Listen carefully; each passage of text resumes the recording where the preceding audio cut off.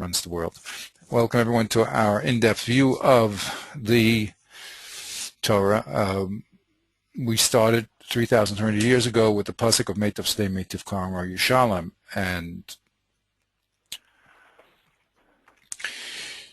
when we got to the Gemara, it concluded that this Meitav is a question of how do you pay back the nizak for the damage that you did,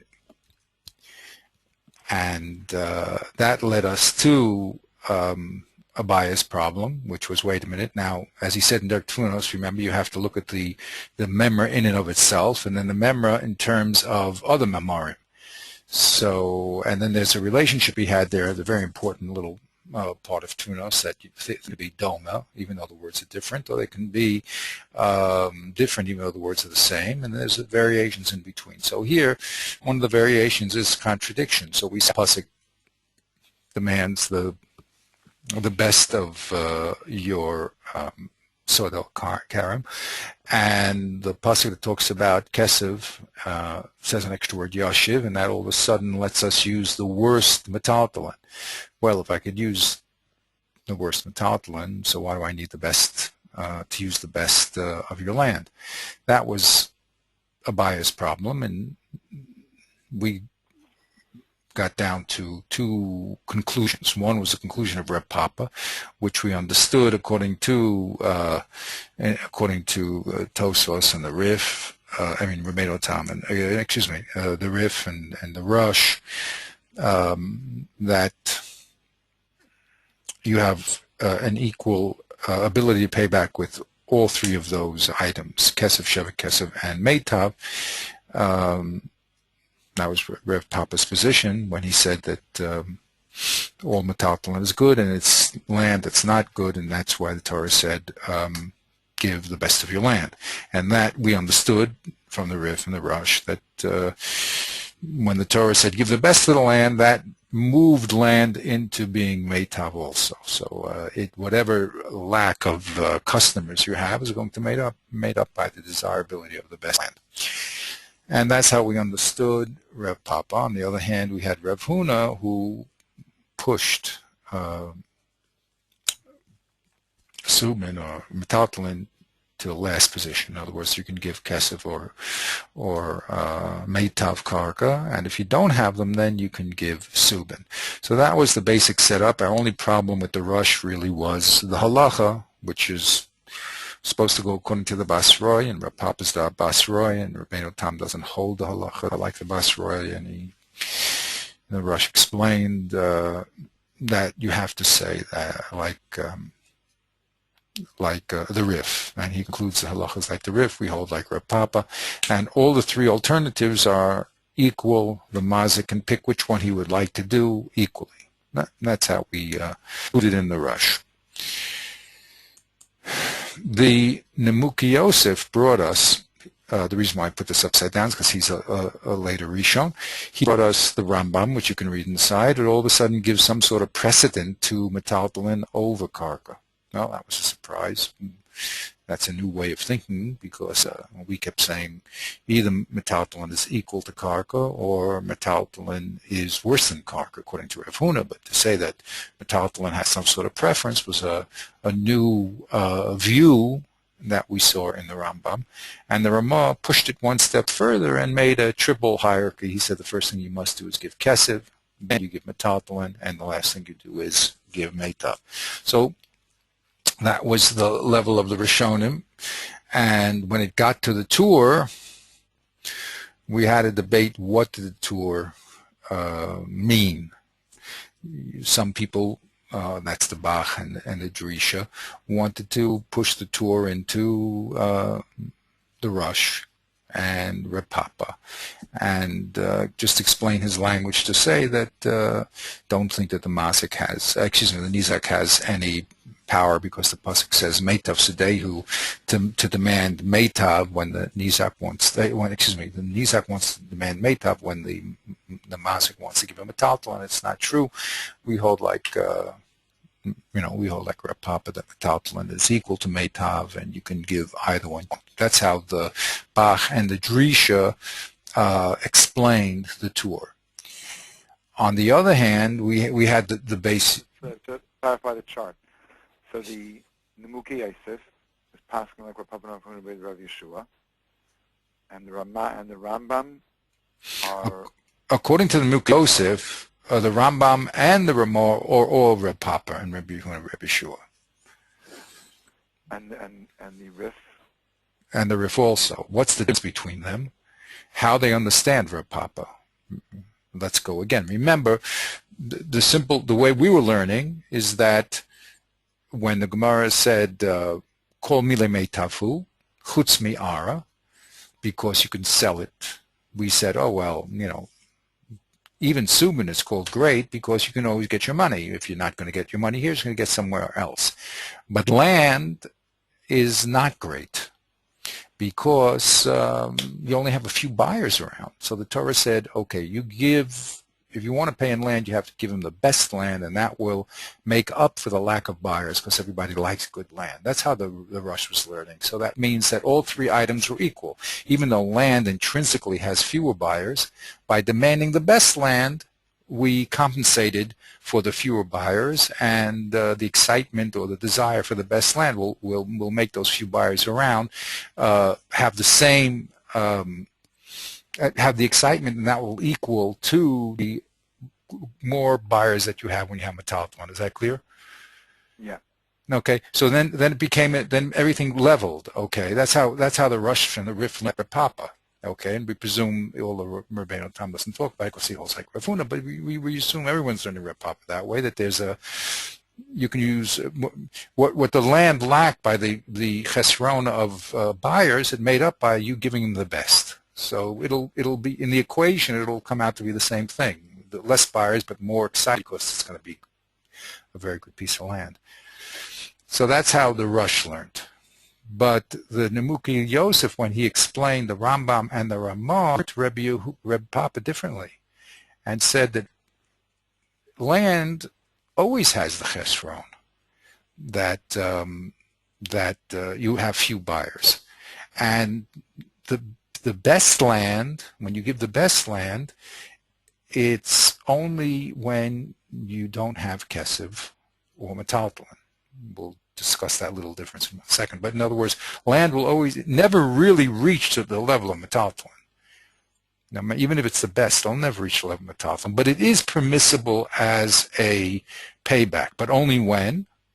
That's only when the Rambam. So when you don't have kesef and you don't have metalton, then both of them will hold. In other words, is that clear? It never really in the Gemara when it said Kol metalton is meitafu, land will never be equal to metalton. It'll always be given when you don't have metalton.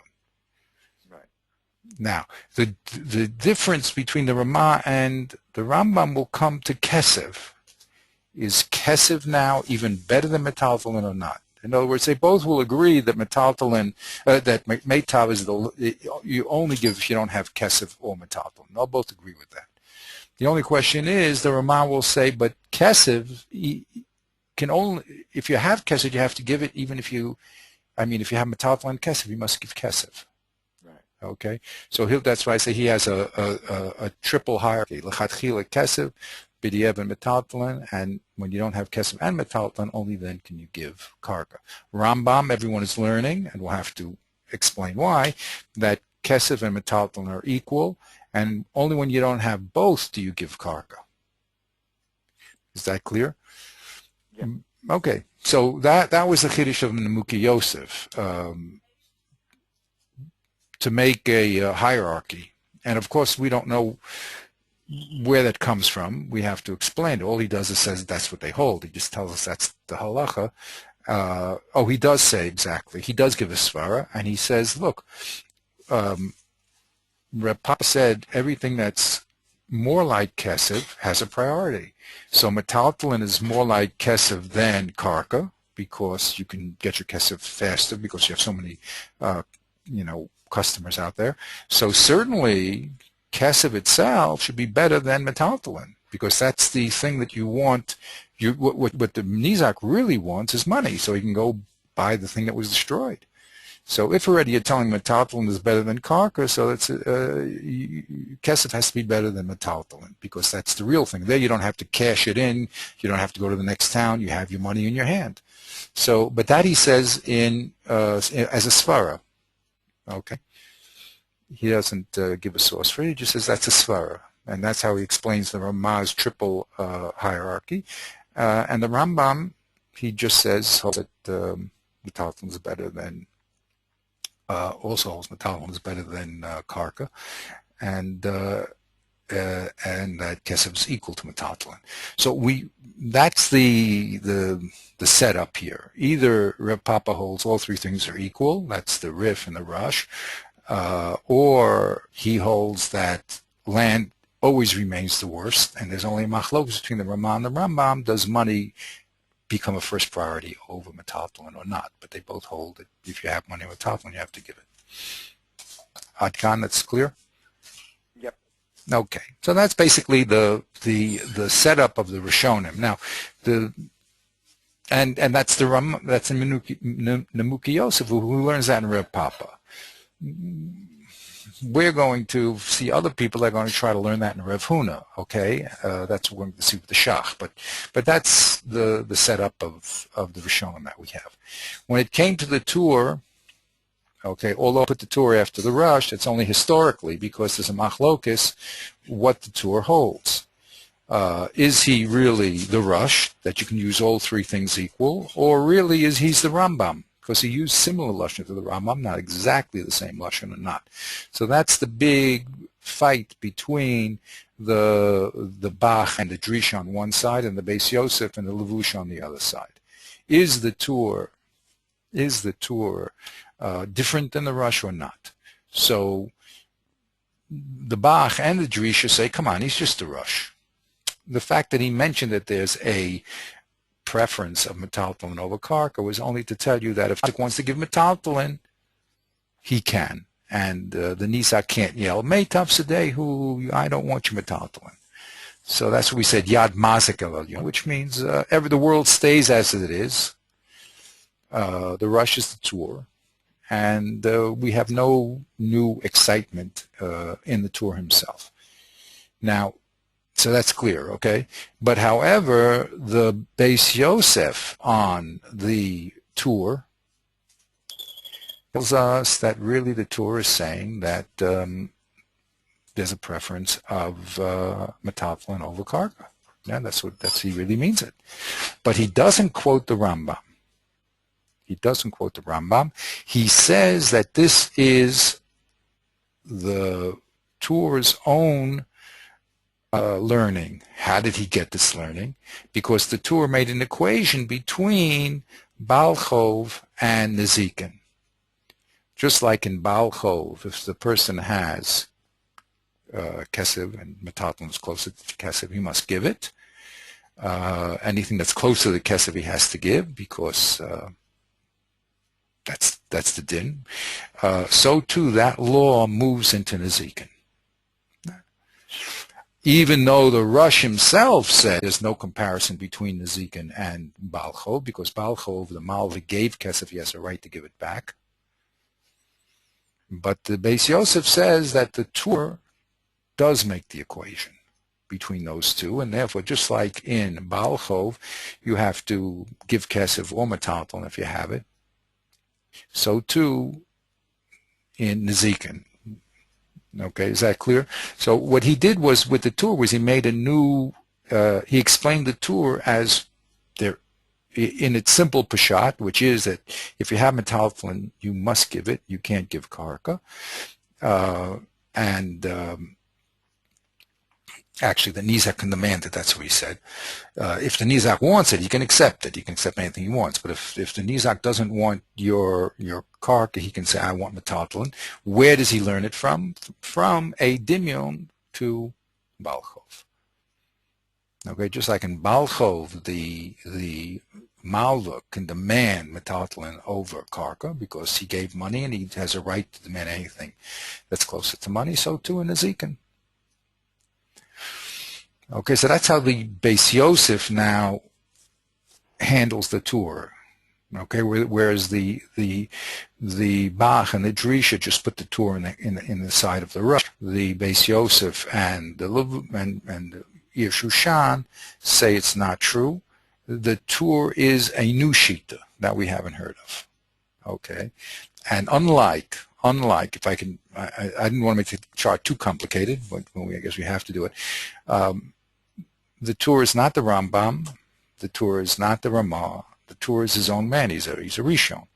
And he learns that there's a dimion between Malva and Nezikin, and therefore, just like in Malva, you can give everything that's close to the Kesef, so too you can do it in Nezikin. Okay? Beseda? Yes. Okay. Everything is good up to this point. Not good, but that's at least this is what the field looks like. This is what we're up to. And then the Beis Yosef writes his own Shulchan Aruch.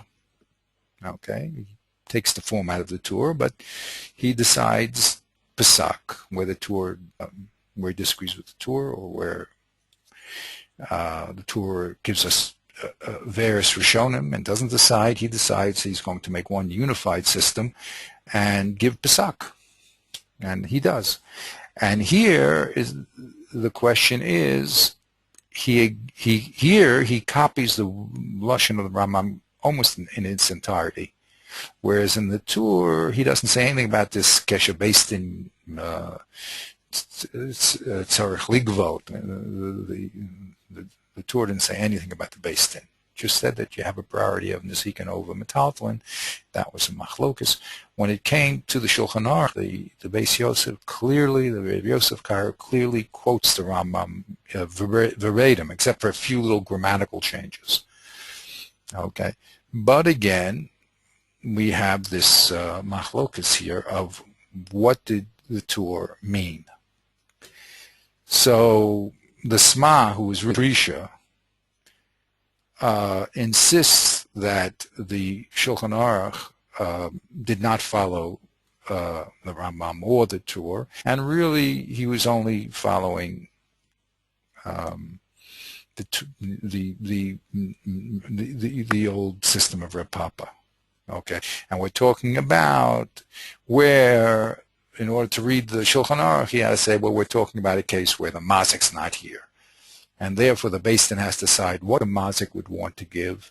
And that's why the Torah says there's a preference of metaltalin over karka, because the Beis Din is trying to figure it out. So even though it's almost word for word the Rambam, the Sma pushes the Shulchan Aruch into his perception of the Torah, okay, even though the Beis Yosef, when he wrote about the Torah, did not say that, but into the old, let's call it the old world system of Reb Papa. That's what he did. He took the words of the Shulchan Aruch and he said, this is Reb Papa.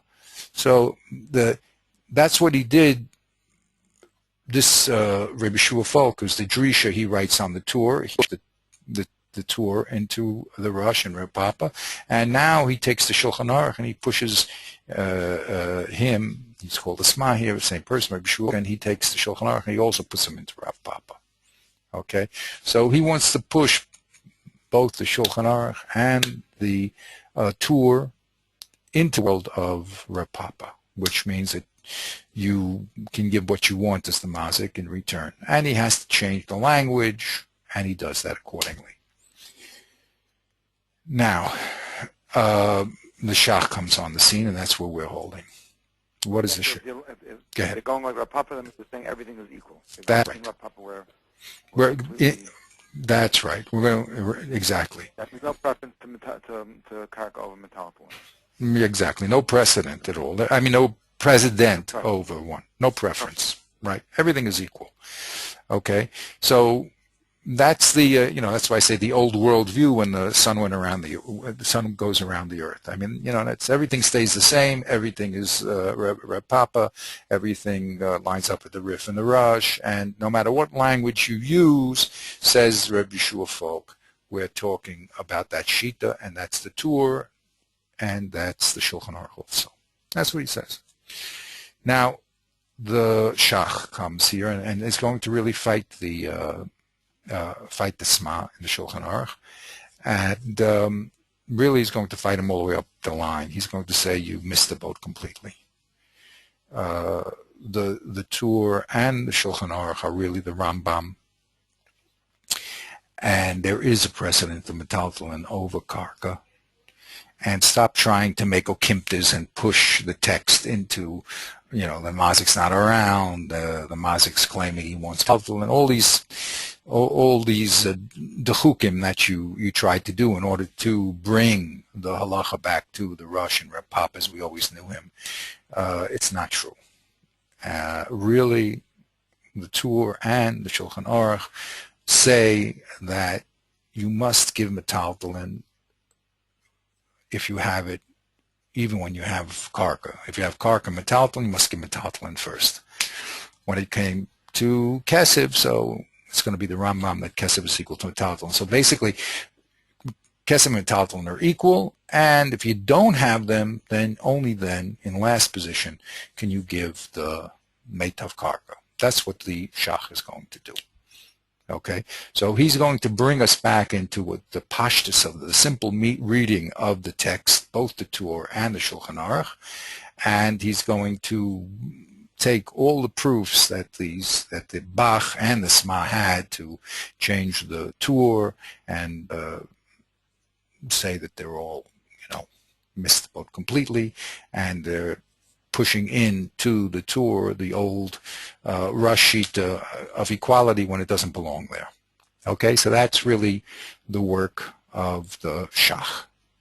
Is that clear up to this point? Basically, he's going to read the Rambam and the Shulchan Aruch and the Tur exactly as it says. If you have metaltalin, you must you have metaltalin and karka, you must give metaltalin. Unlike how we understood Rapa in the line of the Rush, okay, similar to the Nemuki Yosef, okay, but that's what he says. Okay, is that more or less clear? So basically, if we try to capture this in one line, is metaltalin a given before karka? That's the question. That's all. Are they equal, or do you give metaltalin first? That's simply the question. So the people, the Bach will say they're equal, and the Drisha and the Sma will say they're all equal. Metaltalin is equal to karka. You can give them equally, and the Shach agrees. Okay. Not simple, huh? But you see here, this is why this is such a good demonstration, because it shows in each one of these levels. Are you with me, by the way? I got a little signal that I lost contact with you. Are you still there? I'm here, but it's very fuzzy. Yeah, I know. It's not happening. Okay, now she got a little better. I guess, everyone did tshuva on Yom Kippur and shut off their internet, except those people who are learning, and there has to be a lot of them now, I guess. Okay, whatever it is, that's what it is. Okay, so basically that's what's beautiful about this piece is that we see that there's these three variables, and we started off that they were all equal, and now we read the Tur, and he all of a sudden puts metaltalin in front of karka, and we want to know, is that dafka or lav dafka? That's all it is. And that's right. the debate in a nutshell. Okay, now, boom, more of these. Okay. Here's really the same chart, except all I did here was show going. Here's the shach here at this level, right? Right. Now, he's going to attack the Sma, who tried to say that the Shulchan Aruch says all three things are equal, and he's going to say, no way. The Shulchan Aruch holds that you have to give metaltalin before karka. He's going to then go back and attack the Bach, who took the Tur and also tried to push him into the equality of Reb Papa. And he's going to destroy the proofs, basically, Bach, and that's what he's going to do. Now, what is what is the chiddush here of the shach? It's very, very important. We need source. We said many times, once you try to make a simple what to do rabbi halacha book, and you don't give us, and you separate that from the source, so it becomes very hard to understand how you got to your conclusions. Okay, so the Rambam knew that, and he just didn't. Again, his idea was to get the people to do the halacha properly, and if he would have written all his sources, it would been so heavy that the scribes would have been writing a long time. I think he's before the printing press, isn't he? I think the printing press is around 1500, I think. But okay, so I mean the scribes would have been writing for years if you brought all the sources. So he wrote his Kitzer halacha, but that brought up all these problems. Where do you get your halacha from? Because after all, we're Masoretic Jews. You have to come from the Chumash, the Mishnah, the Gemara. You can't just say what you want to say. And the Rambam knows that very well, and he's a very, very high and scholarly individual. And the problem is we're left with this halacha that he gives us, the preference of metalflin over karka, and we don't know where he got it from. He didn't tell us. So, like so many times in the Rambam, the question is, where did he get his position? He could have gotten it from Yerushalmi, he could have gotten it from some other Gemara here or some other reading. So, the chiddush of the Shach is that he actually got from Rev Huna. That's the Shach's chiddush. So we said, how do you get it from Rev Huna? We read Rev Huna, said Kesef is equal to Meitav. And if you don't have both, then you give metalflin. How did you get the metalflin has a precedent over karka? It's just backwards. We've been learning that excuse me. Yes. We've been learning that karka and kesef both have a precedent over metalflin, right? He said, oh, kesef and meitav, and if you don't have both, only then can you give metalflin. Metalflin is the worst. Now, you want to say that metalflin is better than karka in Rev Huna? Wow, that's an unbelievable statement. How do you make a statement like that? Right? So that's basically where we were discussing the last time. And the Shach brings other people, first of all, who says it. He says there's other people that sets a precedent of metalflin over karka, like, the Nemuki Yosef. And that's a simple meaning of the Rambam, so you don't try to, make a kimptis in the Rambam. He said that there's a preference. And also, I'll show you the Rabbeinu Hananel says it, and the Rivan says it. So read the Rambam as he is. That's all. The Rambam says very clearly that there's a precedent of metalflin over karka. Now, how did he get it? Not from a Dimyon to Balchov. Not at all. He learned Rev Huna's O as a hierarchical O. What does that mean?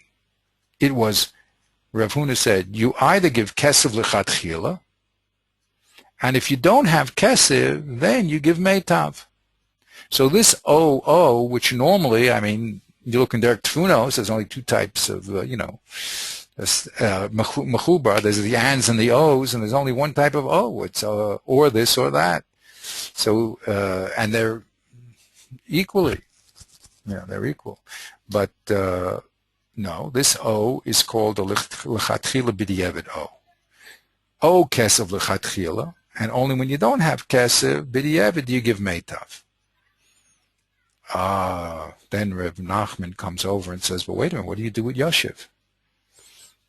So Rav Huna says that's b'deleisle, when you don't have it.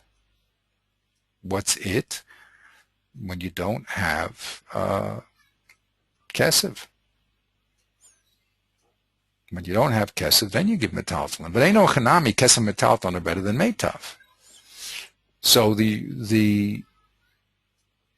that triple hierarchy is Rev Huna. But that's not the Rambam. The Rambam as they're learning, holds that Kesef is equal to Metaltalin. For that you have to go to Rav Papa, because Rav Papa holds that Kesef and Metaltalin are equal, and that's what he was fighting with Rav Huna. Okay, that wasn't so simple, but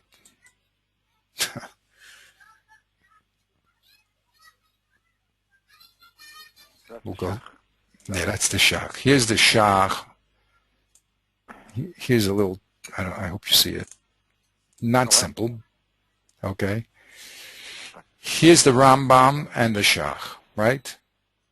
So Rav Huna held the three level priority because he said Kesef l'chatchila meitav b'di'evid.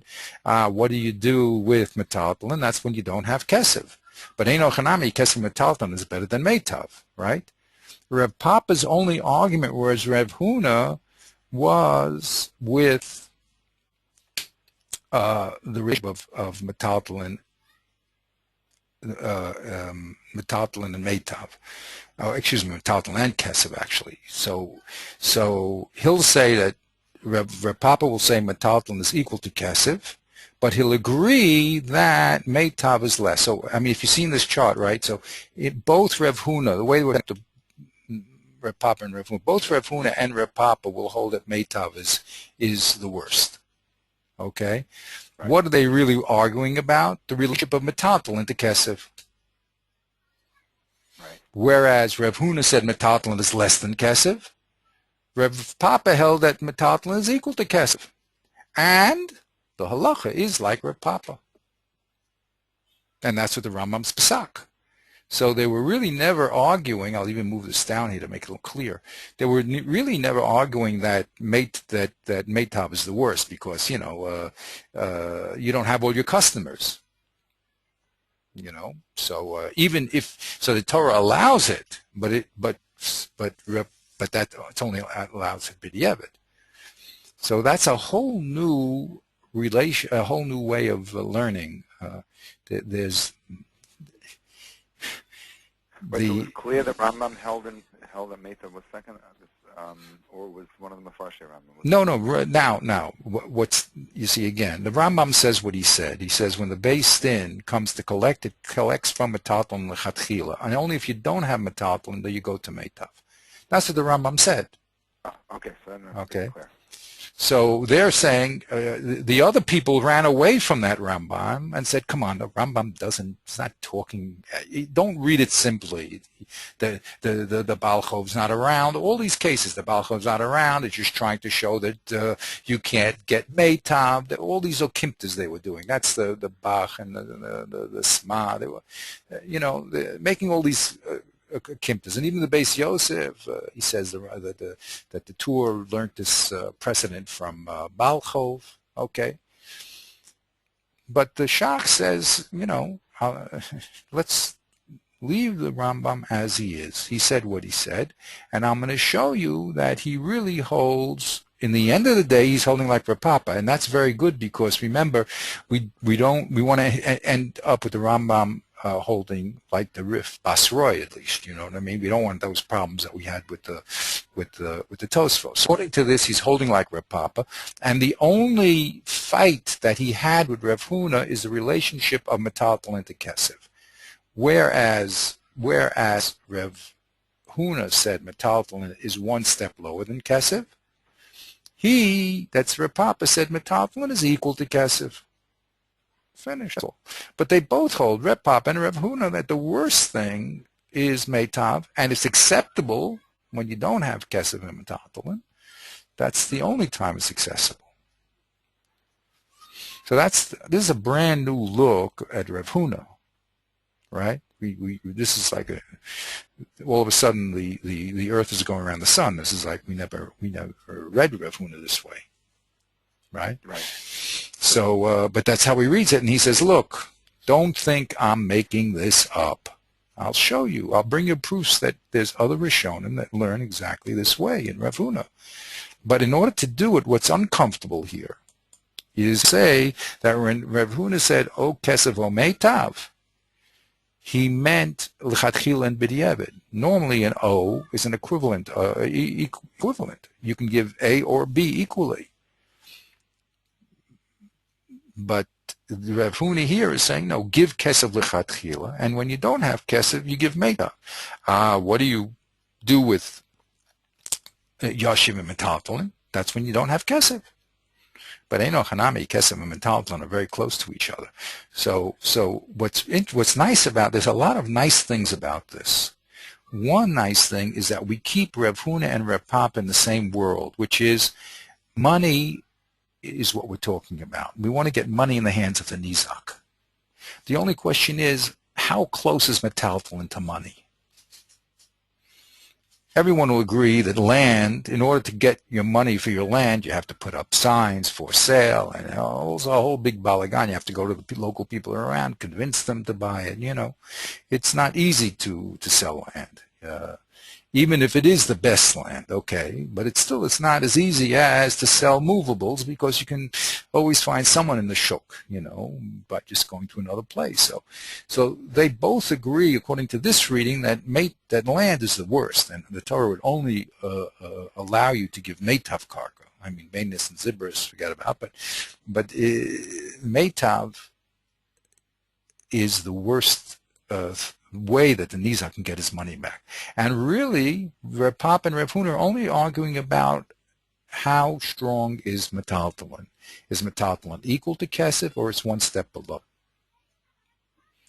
So we've, according to this reading, we've got everybody holding the same svara. That means Rav Papa and Rav Huna. They're holding the same svara, which is really supposed to give back money, and they're only arguing about the relationship of metaltalin to money. Is it closer to money or not? Okay. There's other nice advantages of this too.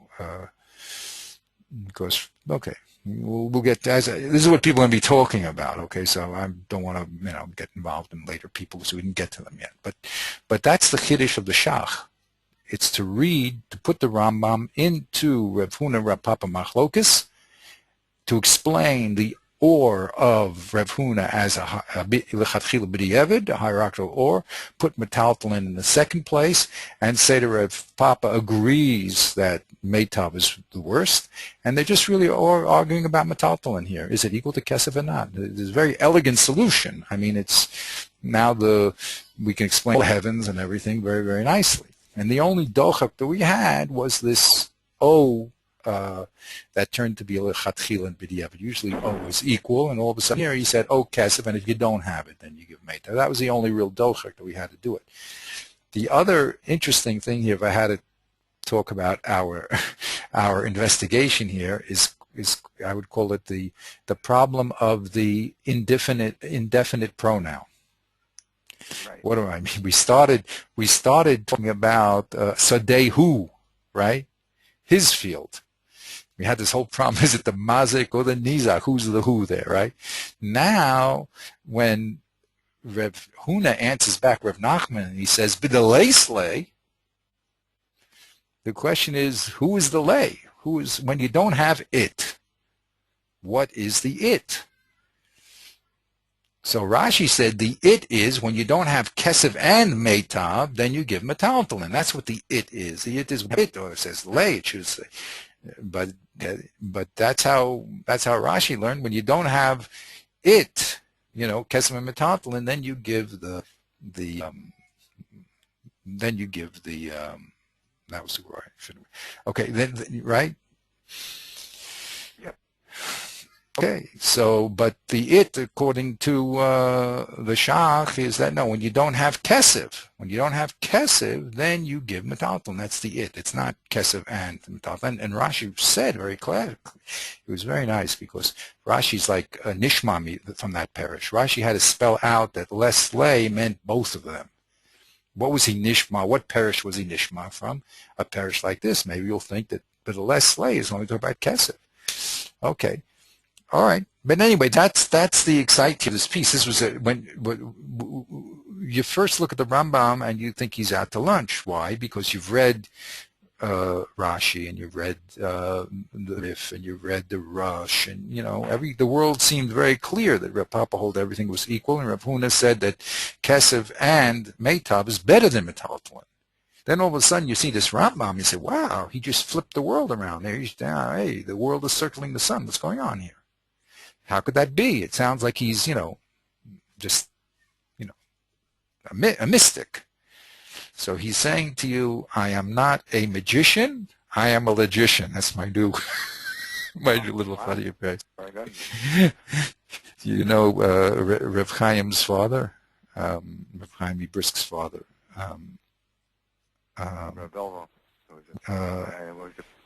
I always mix them up. No, it's not Belvo. It's the Brisker Rav was. the Brisk.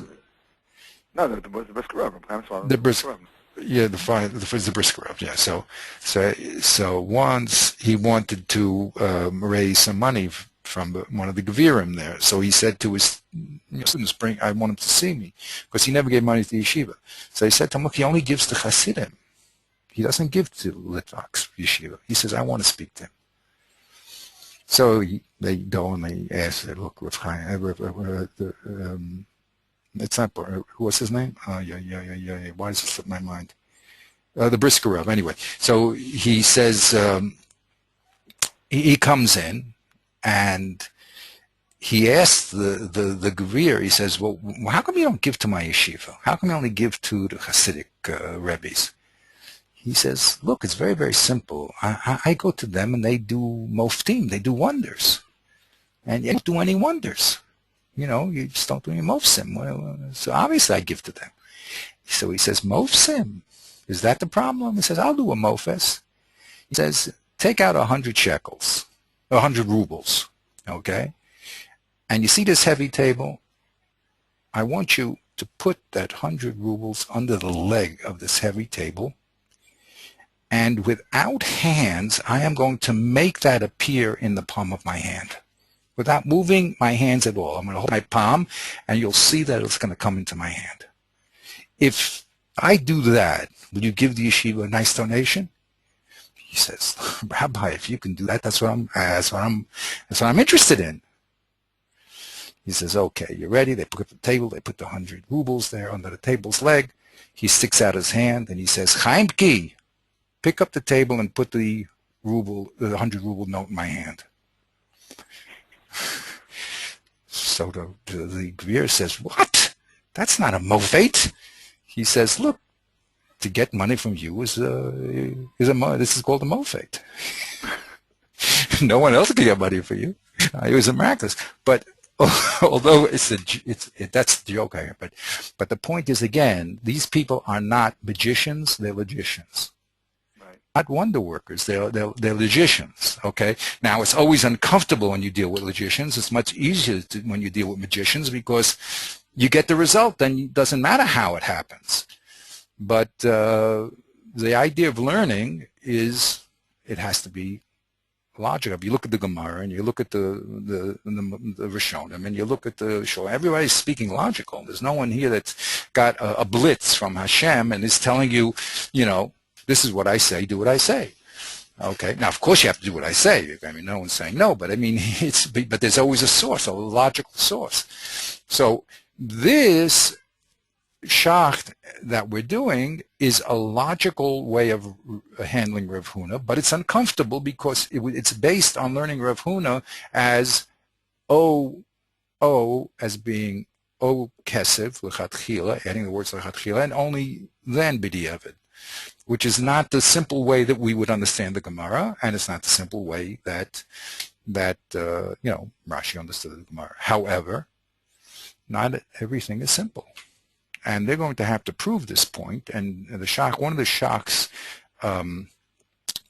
moves here that we have to get to is to show that there is an equation between metathlon and kesef. Okay, he's going to show that other people learn this hierarchy. Don't jump on. You have to now jump on the rach, and that's the whole foundation of the Sephardic Masara is really from Rabbeinu Hananel.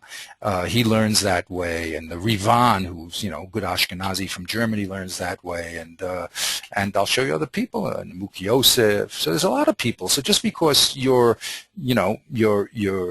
happen to favor Rashi because he's on the page of the Gemara, I don't know if you said he got to the page of those early periods of time, but just because it's more comfortable to you learn an equal or doesn't mean that that's the reality. I mean, the reality is that the earth does circle the sun, so not what you see, but that's what it is. But that's the difference. That's it. So we're dealing here with logicians here, and when a logician does what he does, it's also a moftate. I mean, we're talking to each other because of logical consequences, right? All these things are laws. There's no, I'm not a wonder Rebbe. I'm talking to you because, we have people 2 and 2 is 4, and there's a scientific understanding of how computers work and how internet works, and people put 2 and 2 together. There's no mystics here, so it's the same thing. And the world that we live in is the world of Peshat and the world of logic and the world of reason. And that's the world of our Masara, really. And that's what everybody's doing, and from Har Sinai all the way down to the Shulchan Aruch. Everyone's being very, very rational. Okay, so however, sometimes it turns out uncomfortable. Clap your hands, Chaimki, put the thing. Come on, that's not called a wonder. Well, get money from you is called a wonder. It's wonders. No one else could do it. Anyway, that's I think the joke sort of that they say in his name. So I think it brings up the point here. Logic is also mystical in a certain way, The fact that I'm talking to you is the mysticism of logic. Everything that's been done here is perfectly logical. 2 and 2 is 4. It just so happens that it's also a mystical reality. When you put all those 2 and 2s and 4s, and I'm talking to you, you're a few thousand miles away, and we're talking as if you're next door, and right next to me. Amazing. Okay, so that's where we were holding in this shach here. Okay. All right. So, okay. So, what did the shach do here? Here's the shach again. Here he is. So, he said he says to the Bach and to the Sma, I know how you're learning. That's very nice. You insist that the whole world just exists is the Rush and the Rif, but that's Rambam. And that's really what he says to them. And he says, first he quotes people, which is a good thing. He says, look, I'm not doing it myself. The Nemuki, if the Ram pushed it in the Rambam, then he brings a proof from the Rambam that when it comes when, you wanted to say the Mazik's not around. Come on, when the Mazik's dead, he's certainly not around, and the Beis Din doesn't give Metathlon to the Yisomim. According to you, the Beis Din could say, well, if he was here, what would he give? He would give Metathlon. So how come they don't do it in that case? And the Rambam, to everybody doesn't psak that way. Okay. Now, he explains also beautifully that the reason why you're constantly trying to take the Torah and the Shulchan Aruch and put into the world of the Rush and the Rif, that's because that's what they hold, that, you can give what you like. But the Rambam is not that. Okay, and we were going through this list of proofs that he had. Now, the first one, again, is a long introduction because it's very, very subtle, and this is going to be the stage for the next few hundred years. I mean, this is the Vilna Gaon and the Nachlas David and the Eben Azal, which we will be doing, really are all focused on the Shach. Of course, the Shach is very clear about what he does, and they're either going to be friends, foes, or adjusting what he has to say. Like he went a little too far. But so we have to get this set up, and we're going to be coming back to him as we read the later people, because he's what we call the Baal Soda over here. He's the man who explained the Rambam in his most pashtus way. Okay, so here's the shach that we were doing. He brought the Baal HaTruma, but it's called Sefer HaTruma, but the Baal HaTruma just means this is the author, but it's called Sefer HaTruma. And there, the Sefer HaTruma brings Rabbeinu Hananel. And Rabbeinu Hananel says a very, very interesting thing. We actually looked at him. Let's look at Rabbeinu Hananel again. Here's Rabbeinu Hananel. On Rav Papi, he says, on Rav Huna, he says, maslikinan bal lebal chov ba'ara elahecha dekamle deleis leizuz elimra.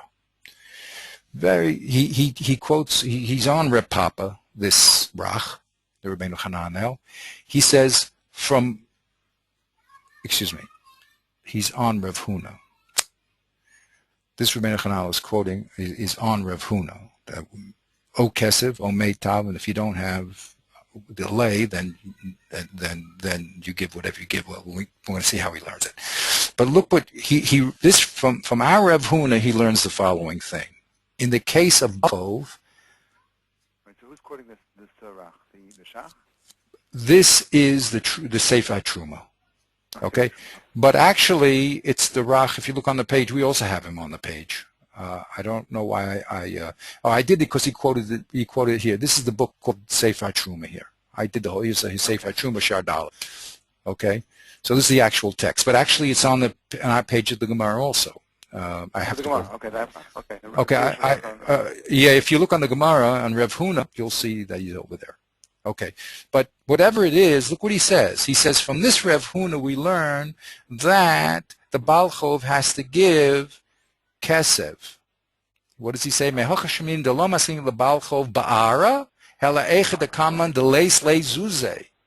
what he says. He says, we hear from Rav Huna that we don't give the lover can't pay back with land if he has money. Right?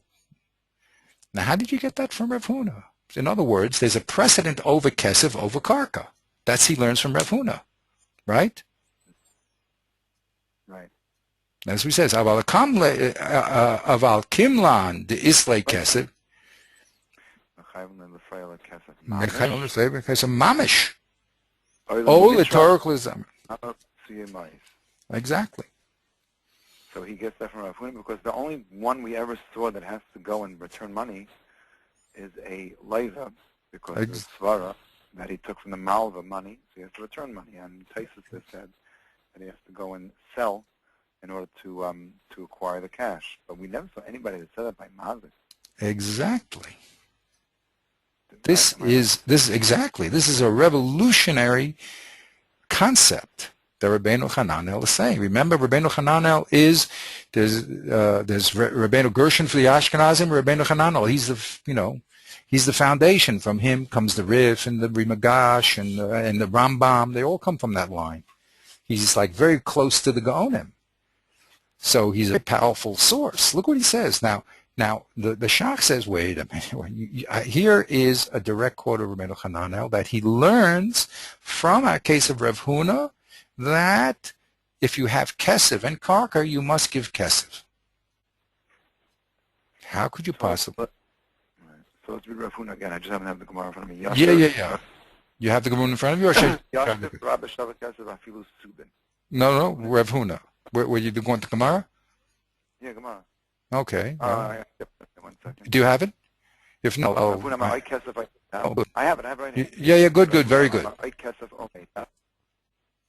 He said, so okay, so it's O Kesef Ometav. Now, we're assuming that the Rach is not learning the oil like the Shach, right? Just the opposite. The Shach is bringing the Rach to prove his point. Oh, his Shach is bringing the Rach to prove his point. Okay, so that means he's going, okay, so Eser Rav Nachman Rav Huna. So Rav Huna said O Kesef Ometav. So if you're learning like the Shach, that means you're reading O Kesef Ometav. That means it's either or. And then we have the question of Rav Nachman Rav Huna. No, not either or. If you're learning like the Shach, it's called a hierarchical or. It's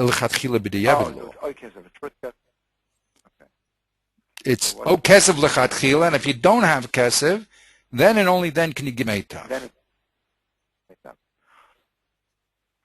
So Eser of Rav Nachman Rav Huna says Yashal Rav Shabbat Kesef Afilu Subin. Wait. We're just in that point. Just that point. what does the Rach want to say about Baal Chov? What are the two variables that the Rach is using in Baal Chov? Okay, I'm sorry, just flipping. In Baal Chov, the Rach want to prove. Okay, 1 second. I'm just trying to get the place. I got all mixed up here in my paper here. Here it is. Here's the Trumas edition. Here's the. I'm sorry. Here. Mehacha shaminan the lo misalchin on the Baal Chov ba'ara ela hecha de kamlan de leis le zuze lemifra. Aval kamlan de islay kesev mechayiv lefro bekesev. First of all, what are the two variables that the Rambam that the Rach is talking about? I mean the two variables. We have three. We have Meitav, Kesev, and Shavet Kesev. What is he talking about? Okay. First of all, he's talking about the case of Baal Chov. Let's put that aside for 1 second. Okay. Let's put that. He's talking about Baal Chov. But what relationship is he trying to establish about Baal Chov? That Baal Chayiv, you could. You don't pay land first, you pay kesef first. If he doesn't have kesef, then you can pay with land. Stop.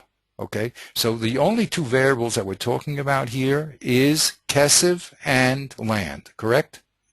Not metalton, correct. We're not talking about metalton yet. Kesef and land. He's saying in Baal Chov is kesef first, land second, correct? Right.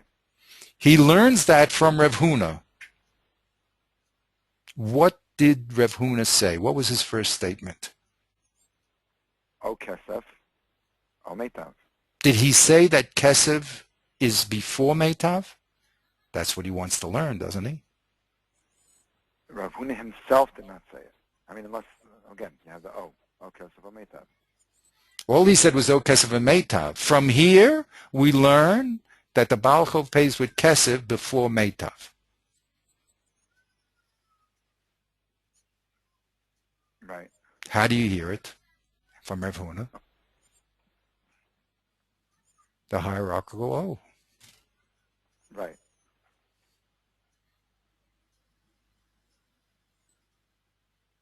But how did the Rach know that Rav Huna is talking about a Baal Chov? No, that's another question. That's another very interesting question. Okay? And the answer is he doesn't hold like the Rush. The Rush says that Baal Chov is a different case than Nezikin. The Rach says it's the same case as Nezikin. If you remember, the Beis Yosef and the Tur also said Baal Chov is the same case of Nezikin. He disagreed. That was the Beis Yosef said that the Tur disagreed with the Rush.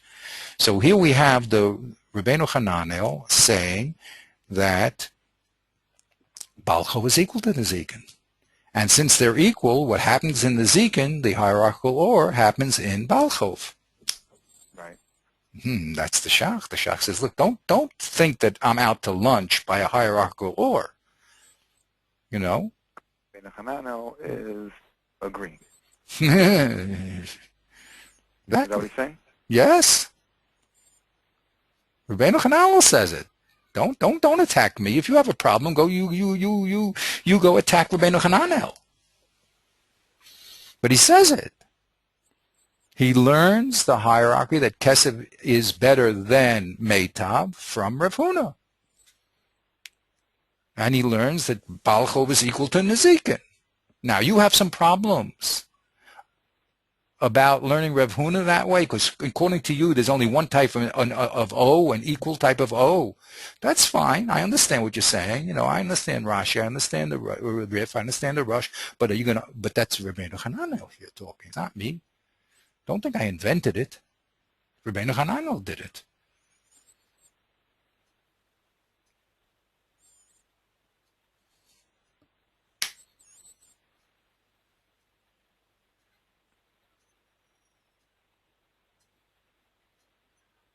Oh, I'm looking at the Rach. Yeah, please. It sounds like the Rach is coming off of I mean, I think the Rach understands that we're talking about Nezikin. And from what it says by Nezikin, he's inferring to what the din is by Baal Chayv. Beautiful. Right? Exactly. 100%. Go to the head of the class. Exactly. I'm looking. I was just looking at it. And No, it's very good to read it. You have to read inside because. As we're talking, I'm flipping back and forth. Very good. I never before, but I have a subscription to Bar-Ilan, to the online sponsor. Yeah. So I never realized that they have links to everything. Maybe it's new, or maybe I just never saw it before. But when you bring up a page of Gemara, it links to everything. Because it links to there are links in it to all the halachas, and it brings you right to the Shulchan Aruch Torah. And then they have links on the side to all the mafarshim, and you could just keep on linking forever. I've been doing it for years. I'm glad they finally caught up to me. But also, this is the technology now is here, and they're doing it. I mean, kol hakavod, that's what they're doing. And they also have on the bottom of the link for each person a biography. Well, there it is. You can say you saw it first. So, they only have a few $1 million and a whole university of people working for nothing. That's not right. Oh, there's this other person who's doing it, and you probably heard of it, called the Gemara Brewer. My wife showed me an article. I've seen it before.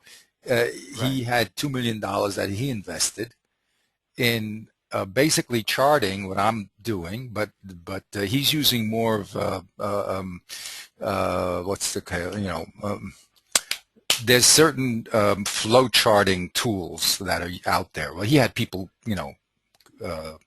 anyway, he moved the standard flow charting tools into Gemara, and he's making charts, with this program. Okay, it only cost him $2 million. But I think what I'm doing is much simpler, and you don't have to, spend any money doing it. I mean, that's the whole idea of this. But that's what's happening. It's all being pushed by it's being pushed by the technology.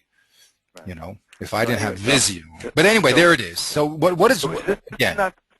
So this Rach, he's missing like sort of it's not taken out of context. He's just taking one line of it. When you look at the whole Rach, yeah, I think it clarifies it a bit.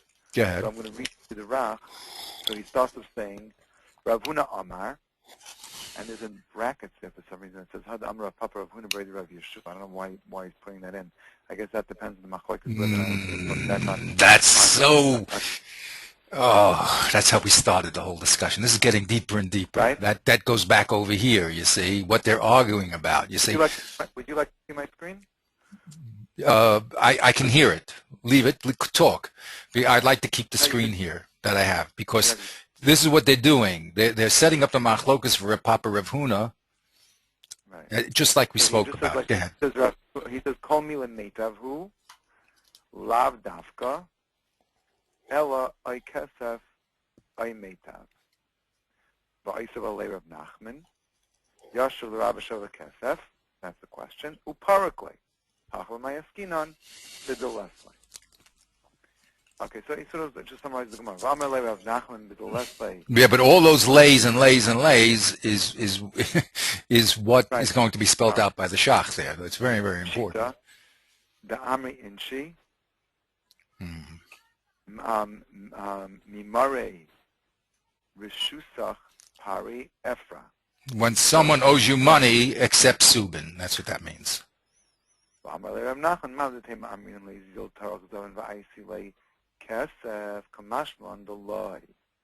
other words, he's quoting that Gemara that says over there that Rav Nachman, who's asking the question here, and he's saying Yashal Rabbi Sheva Kesef with Subin, and we're talking about what he doesn't have. So he's referencing to the Gemara over there, where Rav Nachman says, "B'Galeslei Pshita Da'ami Inshi Memory B'Shusach Pari Efra." And Rav Huna is saying, no, I would have thought Zil Tarach Zavan Ba'Yisrael Kesef Kamash Malandalei. That's the Chiddush over here in Yashiv. To tell you, Yashiv tells you don't have to go and sell in order to bring Kesef. So that means if you say that Yashiv is a Chiddush in Nezikin, that means where it's not Nezikin, it's Pashat you have to sell to bring. Yashiv means the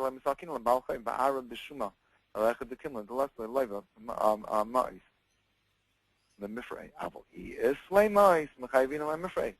now it makes more sense because you see that he's learning that the chiddush in Rav Huna in Yashiv, the way he's answering Rav Nachman, is that you don't need to exchange your land for kesef, mashma somewhere else. You do, right? Is that Not exactly. no? No, because his problem is not metaltalin. His problem is his problem. Where do you see that you give? Where do you see in Rav Huna that if you have kesef, you have to give it over karka? He says from here we see that in Balchov, if you have kesef and karka, you must give kesef. Okay, so how do we see that? Mehasham again. So he's Mehasham in the lemon sakin labalchev ba'ara. Why? Oh, so the way you see it is because of Yashiv. The way I am understanding the way the Rach is learning. How do you see you give Yashiv before Ara? Right. Okay. Because Rav Huna says I kesef I meitav. Yes. Right, and then you have a pasuk of Yashiv which says you could even give subin. Yes. And his answer to that is Mazatev Amina Zil Tarach Zavin Va'isi Le Kesef Kamashma Delay. You might have thought, spell that out, that you might have thought that in a case where he doesn't have Kesef, you have to go and sell your karka to give him Kesef because Kesef is the requirement, it's the best thing to give. No, but this is now slowly. So this is an answer to Rav Nachman. Rav Nachman says, what do you do with Yashiv? Right. So what does it have to do with karka? It has to do with Yashiv. You might think you have to go out and sell your metaltalin and give him kesef. The answer. But I mean Medayik in the way he's quoting. Yeah. Doesn't say Zavin. What? Again, you're yeah. He just says Zavin. So maybe Yes. the Rach is understanding that Rav Huna is coming to tell you the Chiddush in Yashiv is on a sale, is on Kesef and a sale. And Explain it. Spell it out. Spell it out to me. What does that mean? You might have thought that you should deal. You might have put. You must give Kesef. You must sell whatever property. Metaltalin and meitav? Metaltalin and meitav? He only asked him about metaltalin after all. He only Yashiv. No, but the problem is that so what is so no, but now that it says Yashiv, the Yashiv tells you that you don't have to sell. That's what he's learning. You don't have to sell your metaltalin. You don't have to sell your karka either.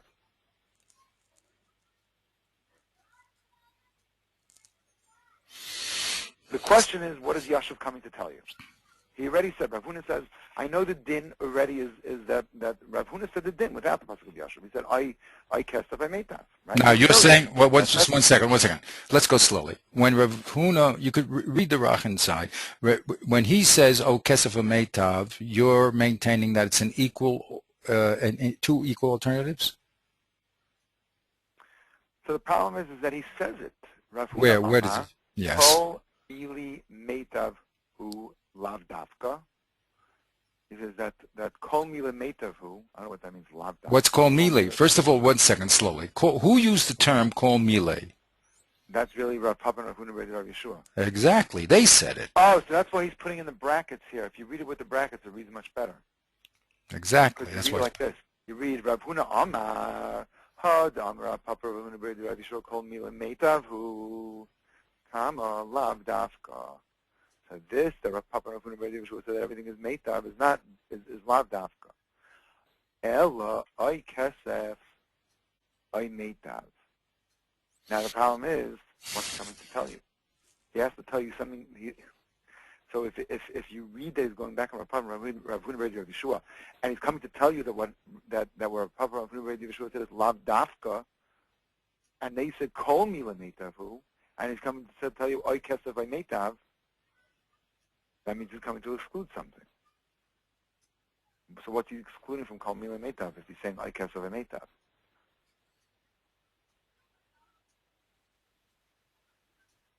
So it must be he's coming to exclude So must be is coming to exclude that not everything is meitav. That first you give kesef and then you give meitav. This is a question of definition, and this is exactly what they're going to be talking about. This is what we have to talk about slowly. What does that line mean? That's a critical line. Right. Does it mean, when he said kol mile meitavu, is kesef defined as meitav? And what Reb Papa is saying, that, you know something, not only is kesef defined as meitav, but kol mile meitavu, even subin? I mean, again, read that line again. What does he say? Read the Rachan side.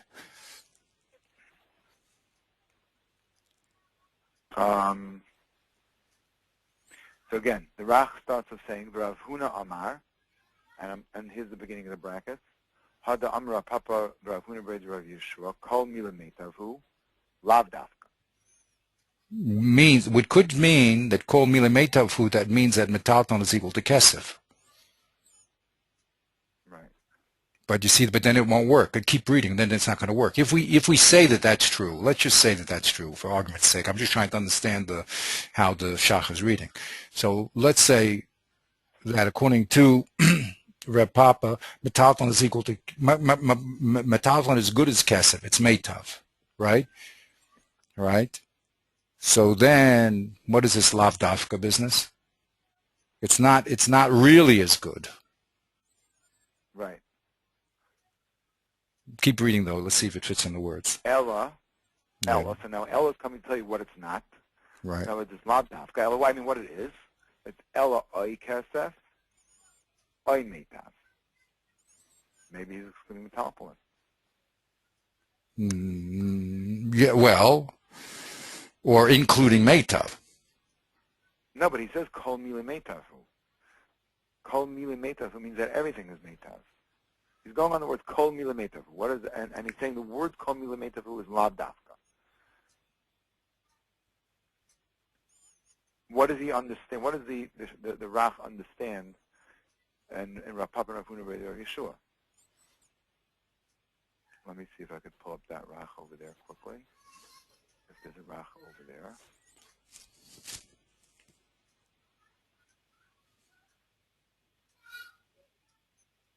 Where'd it go? How come it disappeared?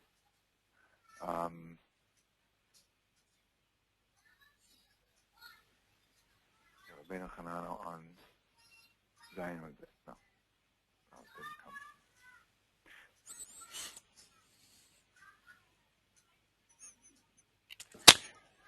He adds, Rav Huna adds, Rav Papa said that kol mile is meitavu, right? Meaning, and not meitav karka. Kol mile, that means all metalton. Let's translate the word mile, okay? It's a very hard word. Let's say kol mile means all metalton. Rav Papa said all metalton is called meitav, right? Right. And Rav Huna said lav dafka. Lav dafka. That means, what did he come to add? Meitav karka is also called meitav. What did he come to add? He came to add, he said, o kesef, o meitav. So kesef, everybody agrees, is meitav, right? But we thought only kesef and kol mile is called meitav. And meitav karka is not, or karka is not. That's what we said. Well, here's the Rachan of Zayman and Beis. He says, yes.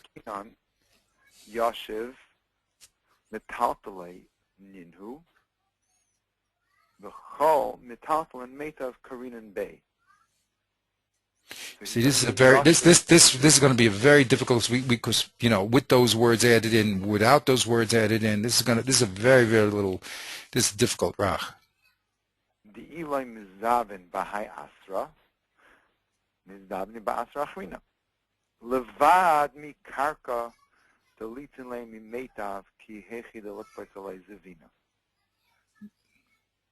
So Yashiv is metaltalin. So when it says Yashiv, it's coming to tell you that Yashiv is metaltalin, because all metaltalin is called meitav, except for karka. So in other words, it sounds like what the Rach is learning in Rav Papa and Rav Yeshua, that the pasuk is telling you a chiddush, and metaltalin and meitav are the same, because metaltalin can be sold anywhere. So Mamela it's meitav. Karka, there's no such thing as all karka meitav. There's a particular category called meitav, and you're limited to karka called meitav when you want to pay it back. So when it comes to metaltalin, all metaltalin is the same, and it's all called meitav. Right. And when it comes to land, only meitav karka is called meitav. Right. So now if we read the Rabbeinu Chananel back on Daf Tes Amud Aleph, where it says Rav Huna Amar, Hadam Rav Papa Rav Huna Beis Rav Shul Kol Mila Meitavu, meaning to say that all metaltalin is meitav. Even subin, right? Even subin, lav dafka. Now why do you say lav dafka? I meitav. Oh, so now it makes sense. Now he's saying that, no. I want to say, Rav Huna is saying, I want to tell you, Rav Papa Rav Huna Beis Rav Yeshua, that you cannot say that all metaltalin is meitav. The only thing that's equal to meitav karka is kesef. I kesef, I meitav. Now, and without seeing the shachar, so I would have learned this. Now that I look back at the Rabbeinu Chananel and Daf Zayin, and I'm able to understand what he meant when he says, when he's quoting Rav Papa, Kol Mila Meitavu, and he's saying it's lav dafka, the word Kol Mila Meitav that he explained in Daf Zayin means metaltalin, that all metaltalin is meitav. Comes along Rav Huna and saying, no, you can't say Kol Mila Meitav. That means metaltalin is meitav. The only thing that is equal to karka is kesef. Okay, so in effect, what you've just done is said that the Rach is like we always read him. In other words, right. there's no chiddush here in the Rach. In other words, there's no new world here. This is the old world, right? Because Rav Huna, you thought that metaltalin was called meitav, right? Right. And the answer is, it's not true. It's not meitav. The only thing that's meitav is kesef or meitav karka. Right? Wait, Josh, right. You don't have both. That is also a very interesting word. Mm-hmm. If he wanted to come and say, and argue with Rav Papa and Rav Huna Beis Rav Yeshua's explanation of meitav, and say that Rav Papa and Rav Huna Beis Rav Yeshua, you're saying that there is something else equal to karka, and that is all metaltalin is equal to karka, and he's coming to argue and say that I want to say a whole new pshat. Rav Huna is coming to say that karka is really on a lower level. He would have to use a much harsher word than lav dafka, no? The lav dafka is going on what else is called meitav besides karka. He's saying Rav Papa and Rav Huna Beis Yeshua is saying meitav is metaltalin and kesef, and he's saying no, it's not dafka metaltalin. It's only kesef. Let's say that again, the last one. Just say, repeat what you said now. It's lav dafka metaltalin and kesef. That's equal to karka. But Zak Rav Huna, that only kesef is equal to karka. So it's lav dafka that kol mili is meitavu, including karka, is including metaltalin. I mean, but only kesef.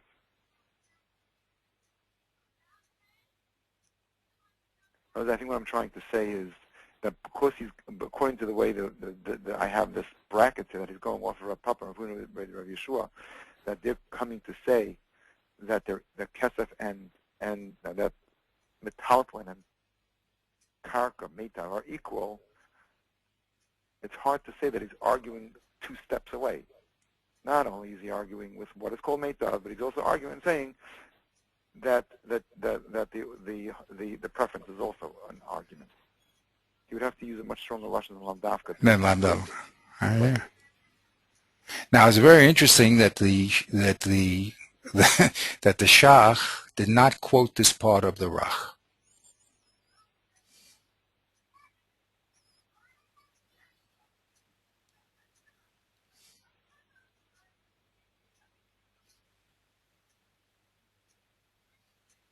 So either he has an alternative reading. I mean, he doesn't want to hide anything from us. He also knows we can read the Rach. Right? But it's in. In other words, I agree with you. We can read this Rach as we've, like everyone else, right? That really, Rav Huna is saying, don't think that just what's called Meitav is Kesef and Metaltalin. Also, Karka is called Meitav. Right. But then, like I said. So now, if we want to read it like the way the Shach is reading it, so he's really focusing on the mashmais of the Rach. The Rach says, from this sugya, there's a mashmais that, with regard to Baal Chayv, you cannot give ara, except where he doesn't have kesef. But if he has money, you have to pay with kesef, or to sell something to bring sell your ara and give him kesef. Right. So that's what the Shach quoted. He said, "From how did he get a preference of kesef over meitav from Rav Huna?" According to you, the way you're reading, you just read it, that kesef is equal to meitav, he'll say to you.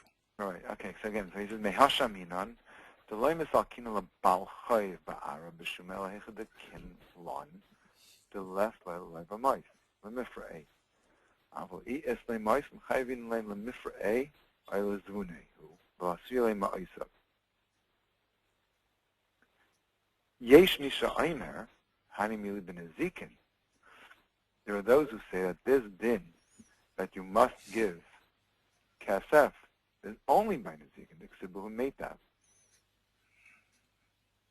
Heidegger says, "Berkan kaisav leishtai, amal popular of chamav, vadai amisa mishmei derava man de masik zuzi b'charev amal ishkol min arata, amin le zil zavin va'aisilei, va'amalei loy hasam nami bidekim lon bei de lesle zuzi for personal betchilat perkamach Paris."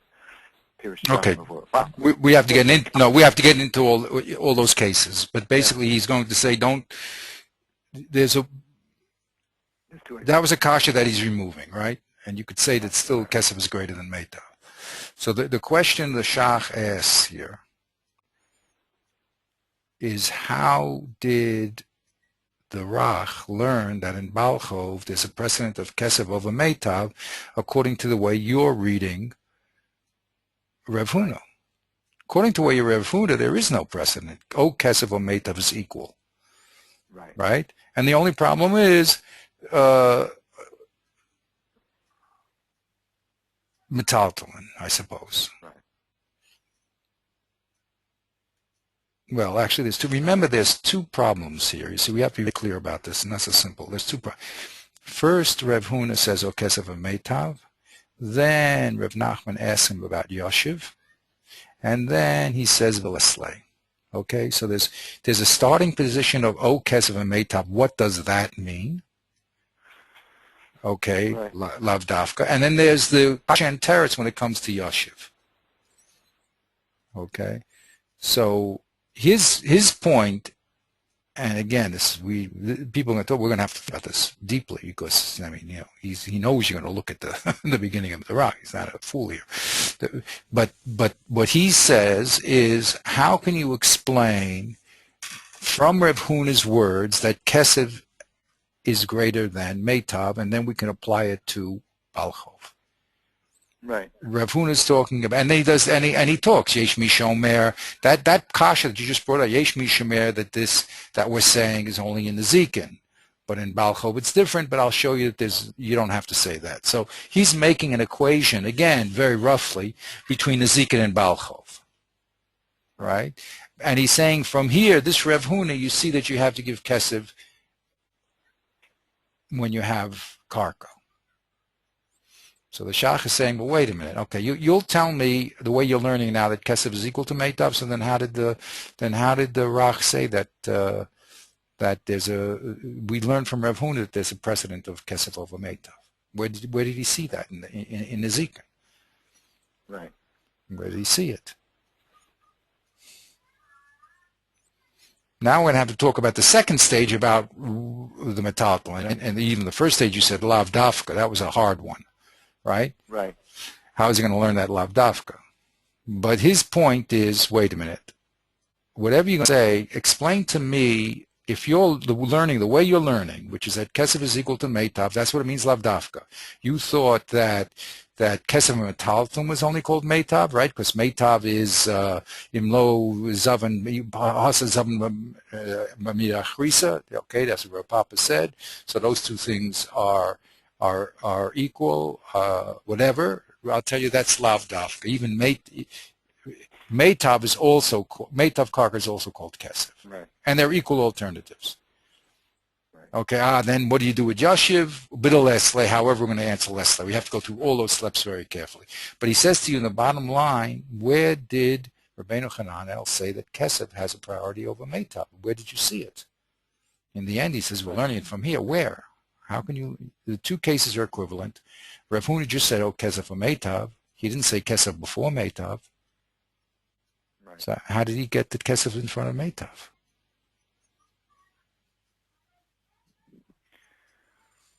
Yep. All right, it's getting a little bit late. Okay, Beseda, we have what to think about. Okay. You don't realize that you changed the clock.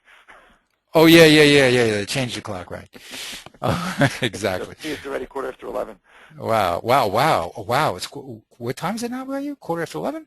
11:15, yes. Oh wow. Okay. I thought we started earlier. I'm excited about this rachia, so I figured, I didn't have any meetings to run too, so I figured we'll just. Okay. Okay. Yeah. We have to learn a little. Okay, great. I mean, we have to,